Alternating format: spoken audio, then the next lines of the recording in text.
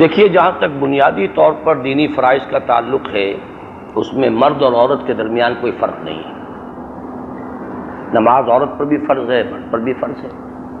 البتہ مرد پر نماز جماعت ہے لازم، عورت اپنے گھر میں پڑھے۔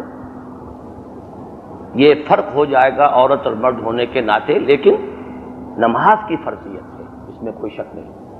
اسی طرح اقامت دین کی جد و جہد فرض ہے، عورت پر بھی مرد پر بھی۔ البتہ ہمارے ہاں چونکہ پردے کا نظام ہے، سطر کا نظام ہے، ہمارا معاشرہ جو ہے سیگریگیٹڈ سوسائٹی ہونی چاہیے، مکس سوسائٹی نہیں ہے، لہذا عورتوں کے لیے سب سے پہلا دائرہ جو ہے وہ اپنے محرموں کا اور خواتین کا۔ شوہر ایک انسان کو بدل دینا، یہ بھی جیسا کہ حضور نے فرمایا صلی اللہ علیہ وسلم حضرت علی سے، لَن يَهْدِيَ اللَّهُ بِكَ رَجُلًا وَاحِدًا خَيْرٌ لَكَ مِنْ حُمُرِ النَّعَمِ۔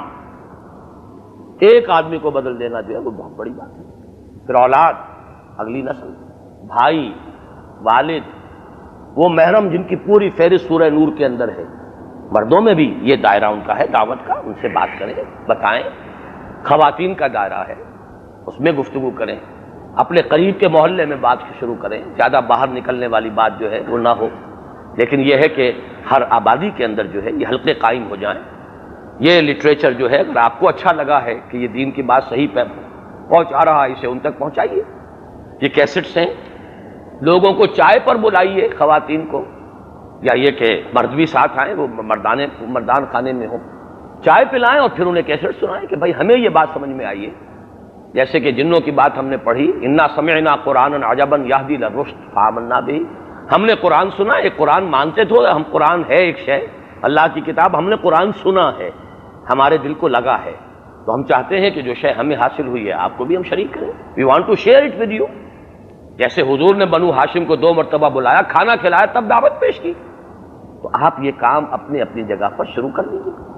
پھر یہ کہ تنظیم سے وابستہ ہو جائیں، اگر تنظیم اسلامی میں آئیں، خواتین کی بیعت علیحدہ ہے، اس کا نظام ہے، تو یہ کہ اپنی ان سرگرمیوں کی ایک رپورٹ دیں گے، اس سے ہمیں اندازہ ہوگا کہاں کیا کام ہو رہا ہے، اور اس کے حوالے سے پھر جو بات آگے ایک آرگنائزیشنل اسٹرکچر کی حیثیت سے آگے بڑھے گی۔ بس صرف یہ کہ دائرہ کار کا فرق ہے، باقی کوئی فرق نہیں ہے۔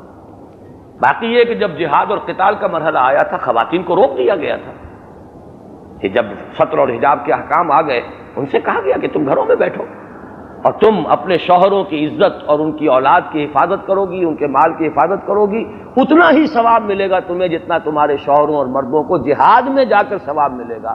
تو اگر تو صرف ثواب لینا ہے تو پھر تو اللہ تعالیٰ دے رہا ہے، پھر خواہ کا تھی۔ غزوہ خیبر میں کچھ خواتین نکلی تھی کہ ہم بھی چلنا چاہتے ہیں، انہوں نے روک دیا، نہیں چاہیے واپس، یہ کام آپ کا نہیں، یہ ہم کریں گے، لیکن یہ کہ آپ گھر بیٹھے اس کا ثواب حاصل کیے۔